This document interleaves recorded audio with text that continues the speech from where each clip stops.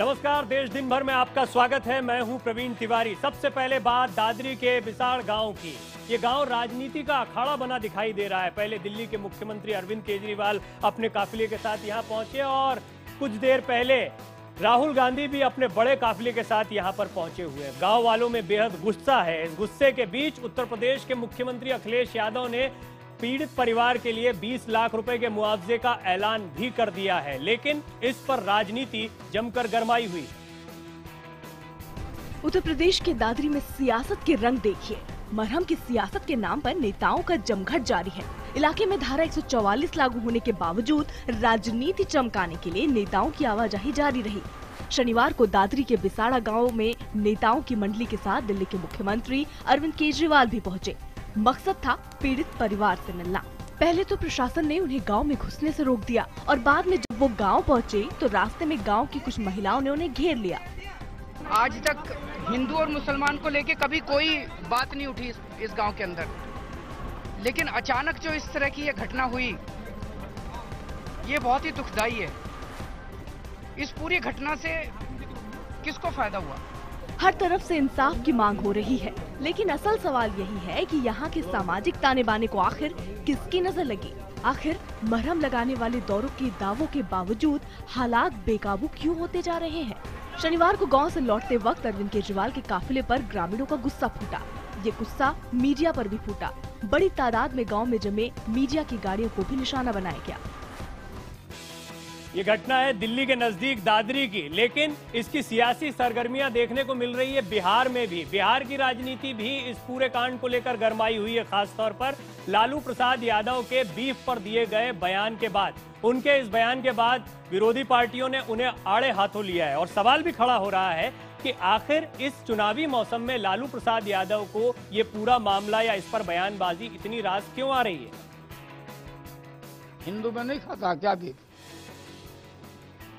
जो बाहर जाता बीफ खा रहा कि नहीं? हिंदुस्तान में भी तो बीफ खा रहा है। अपने को हिंदू कहने वाला भी तो खा रहा है। जो मांस खाता है उसको गाय और बकरा से क्या फर्क है भाई? ये तो कम्युनलाइज कर रहा है। बिहार की जनता यह नहीं जानना चाहती कि कौन गो मांस खाता है, कौन नहीं खाता। आपके मुंह से यह नहीं सुनना चाहती। बिहार की जनता तो आपसे यह जानना चाहती है कि 15 वर्षों तक आपने इस बिहार में सरकार चलाई है, तो आप यह बताइए कि 15 वर्षों तक बिहार को किसने लूटा है? उनकी रणनीति यही रही है कि हम किसी तरह से माइनॉरिटी वोट बैंक को हम मोबिलाइज करें, उसको गोलबंद करें। उसी परिप्रेक्ष्य में ये बयान दे रहे हैं। मांसाहारी लोग हैं या मीट खाने वाले लोग हैं, वो सबसे ज्यादा बीफ ही खाते हैं। यहाँ जरूर लोगों का भावनात्मक लगाव है। यहाँ तो बैन है, उस पर यहाँ तो बैन है और ना उसके बीच था। लेकिन नॉर्थ ईस्ट का क्या करोगे आप? नॉर्थ ईस्ट में ये उनका मुख्य भोजन है। और सियासत जब गरमाती है तो फिर कोई भी मौका नहीं चूकना चाहता है। खासतौर पर लालू प्रसाद यादव ने एक बयान दिया, उसके बाद कई पलटवार हुए तो लालू प्रसाद यादव ने कुछ और बयान दे डाली। उनका ताजा बयान सुनिए इस मामले पर। 500 गाय हमारे पास है, हम गोपालक है, ये सब गोपालक है, ये कुत्ता पालक है। सब बीजेपी वाला कुत्ता रखता है, पीला रखता है, ये दंगाई है। ये सब दादरी में झूठा आरोप लगा के मुसलमान को कि गाय काट के खा रहा है, मार दिया। सब हम गोपालक है, ये कुत्ता पालक है। सब अपना गेट पर कुत्ता रखे हुए आरएसएस वाला। लालू का एक और विवादित बयान। लेकिन इस बीच हम आपको एक अलग खबर दिखाते हैं।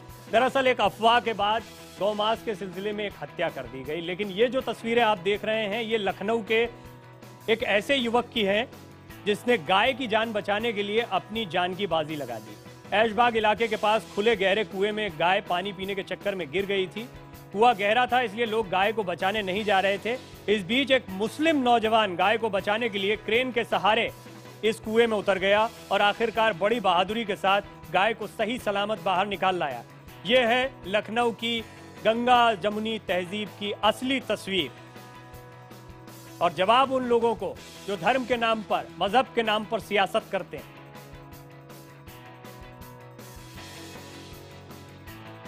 खबर इंद्राणी मुखर्जी से जुड़ी हुई। शीना बोरा हत्याकांड में आरोपी है उसकी ही मां इंद्राणी, और इंद्राणी अस्पताल में एडमिट है। लेकिन इस बीच एक और सनसनीखेज खबर आ रही है कि इंद्राणी किसी दवाई के ओवरडोज की वजह से अस्पताल में भर्ती नहीं है।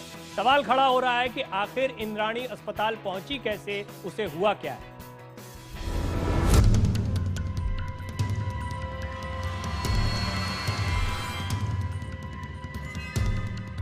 कभी चमक धमक से भरी जिंदगी के मजे लूटने वाली इंद्राणी मुखर्जी अस्पताल के बिस्तर पर पड़ी मौत से जूझ रही है। अपनी ही बेटी शीना की हत्या के आरोप में आर्थर रोड जेल में बंद इंद्राणी को शनिवार को हालात बिगड़ने के बाद मुंबई के जेजे अस्पताल में भर्ती कराया गया। इंद्राणी की एफएसएल रिपोर्ट ने ड्रग ओवरडोज की बात को सिरे से नकार दिया है। एफएसएल रिपोर्ट के मुताबिक इंद्राणी के खून, यूरिन सैंपल में किसी तरह का केमिकल या ड्रग नहीं मिला है।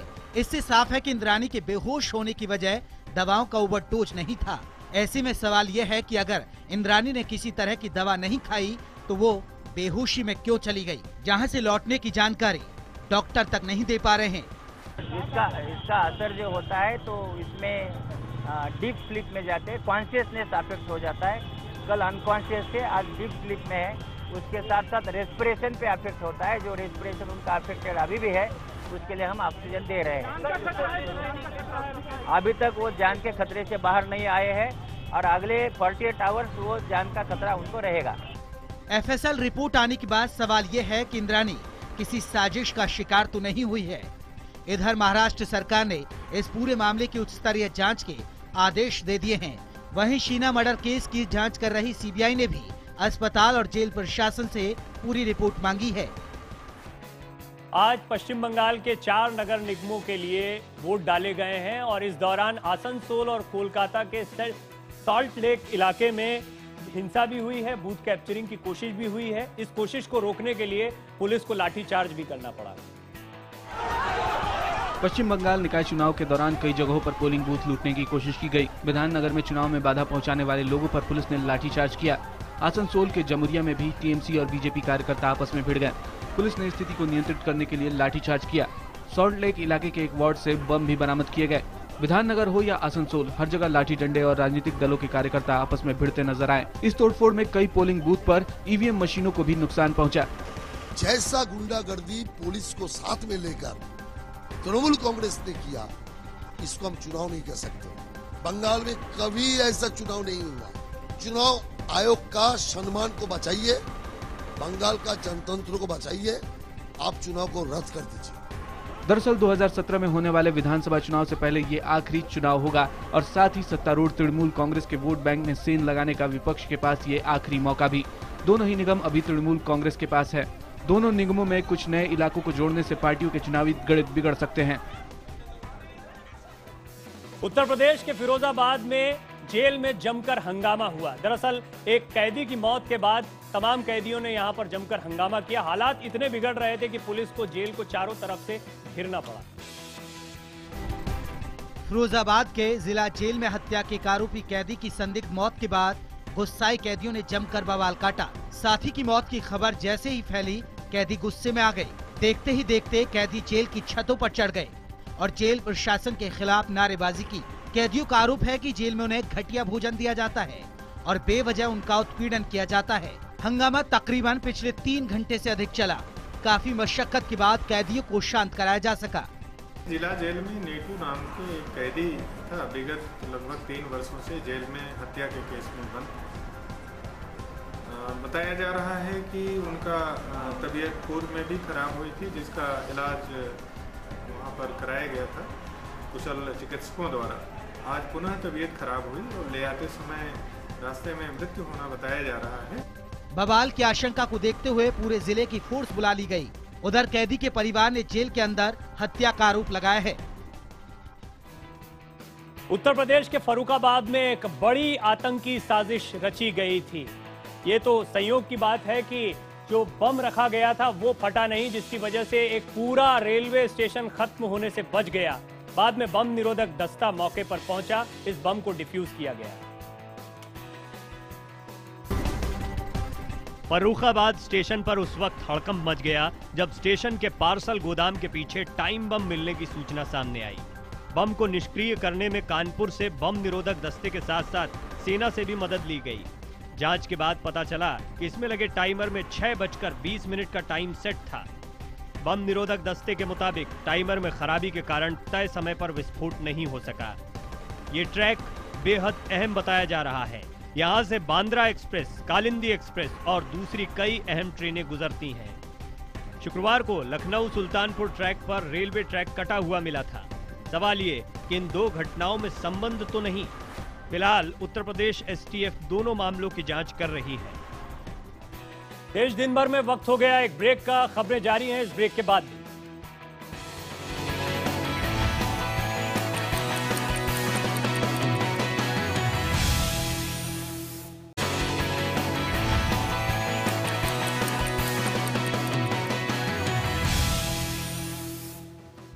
चोरों को रोकने के उत्तर प्रदेश पुलिस के तमाम दावे बेकार साबित हो रहे हैं।